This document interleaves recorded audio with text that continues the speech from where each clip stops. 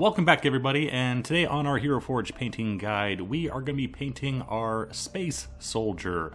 Yes, taking a little break from fantasy, and we're going to learn how to paint power armor and also go over how to apply decals. To begin with, I do want to apologize. I had the camera zoomed in a little bit too much during some of this video, so we are going to be a little off center. As far as our painting is concerned, we're going to do this in a little bit different order than normal. Rather than starting from our deepest shade color and working our way up through the base coat and the highlights, in this situation we're actually going to start with the base coat, which is Oxford blue, and now I'm putting on a heavy wash over that with black ink and glaze medium. Now, normally you don't want to use a wash on a figure like this with a bunch of flat plates because the wash will dry blotchy. However, I do want a deep dark line because we're going to be highlighting all the edges of these miniatures, so I want a deep dark line in all the crevices. And with the addition of the glaze medium in with the wash, that slows down the dry time and allows us to go back with a dry brush and clean off any excess on the plates.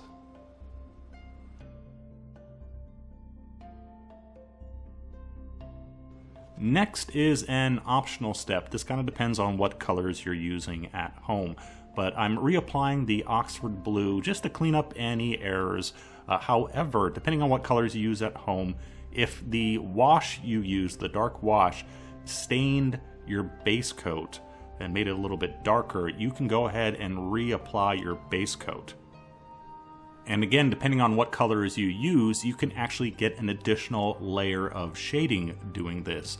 So you have the black in the recesses, the Oxford blue that was dyed with the black ink, and now we're reapplying the Oxford blue. So we can have three colors with just two steps.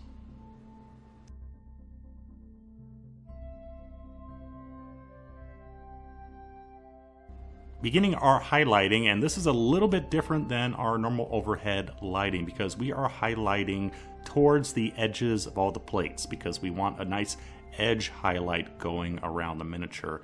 And for our first step, we're using kind of a broad brush stroke because we're not just painting the very edge. We're going to do that later on. Basically, I want a highlight line of about 2 or 3 millimeters around each edge on the miniature.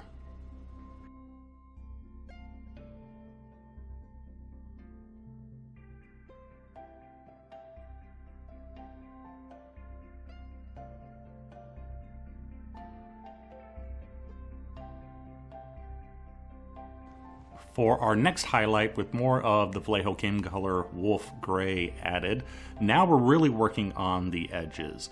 And you can see we're using the tip of the brush or the edge of the brush just to catch the very edge of all the plates. And when I say all the plates, I don't necessarily mean every single edge. We are still trying to achieve an overhead lighting scheme.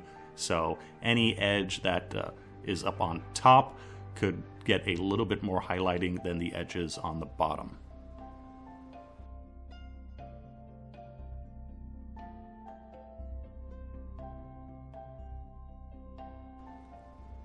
I did apply one more highlight using straight Wolf Gray. You can see some of the sparkle points on a few areas of the miniature. Sorry I couldn't show that part.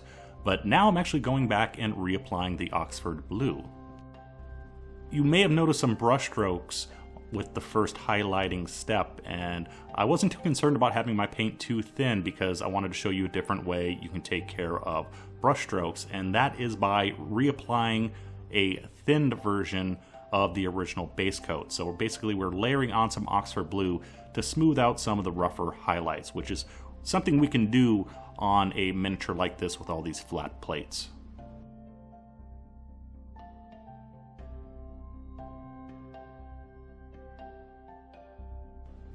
Time to add some contrasting colors, and I decided to go for a dirty yellow color, and not exactly beginning with our Vallejo game color Filthy Brown. Underneath this is actually some, I believe it was Parasite Brown. I'm not sure what color I used, but it doesn't matter. But I needed to put an undercoat down first. putting down an undercoat first makes it easier to cover with your lighter color. For example, trying to paint white straight over black doesn't work very well, so you want to start with browns or grays first. For our highlights, I'm simply going to add white twice, and just like with the other plates, we are highlighting towards the edge.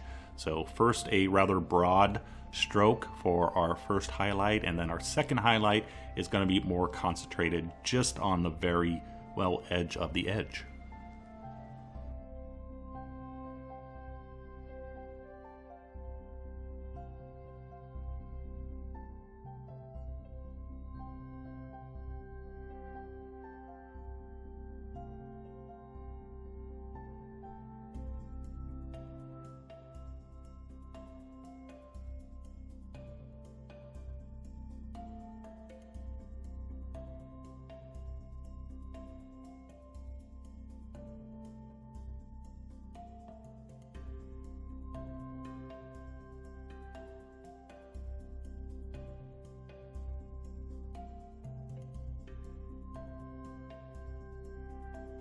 So let's talk about decals. There's a lot of game systems with miniatures that come with decals, and if you modeled or game for quite a while, you're going to build up a collection of decals, and they are a very easy way to add a little bit of detail to miniatures without having to worry about freehand painting.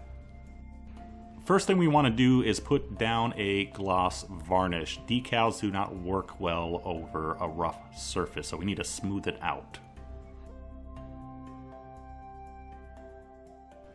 Cut out your selected decal using a hobby knife, and then what you want to do is soak it in warm water for about 10 seconds, and then place it on a paper towel, and in about 30 seconds or so, the film will start to come off of the paper, and then it'll be ready to apply.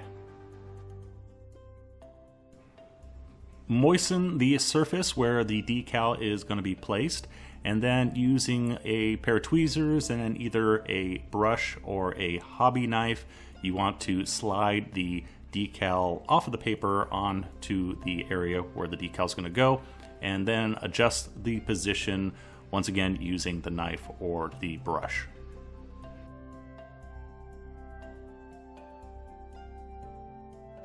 Once you have the decal in place, you want to use a cotton swab to roll out any excess water underneath the decal. So start in the center and just roll the cotton swab towards the edge, being very careful not to move the decal.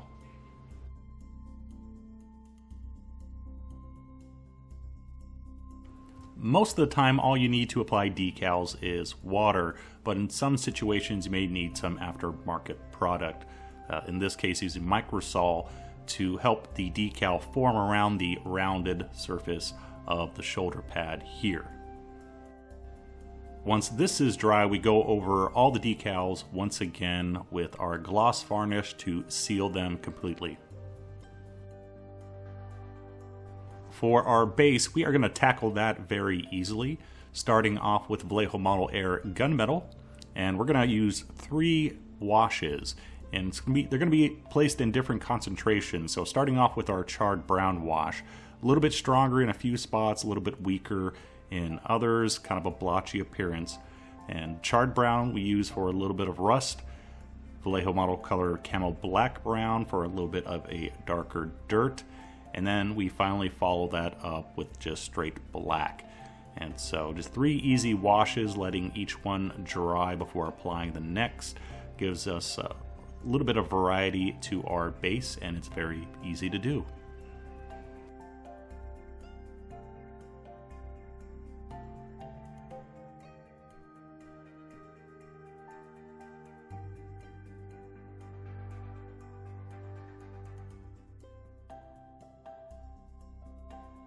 And with that, our future soldier is finished. Very easy paint job. One, because we only used 2 colors on the miniature, we just have a 80% blue and a little bit of our dirty yellow.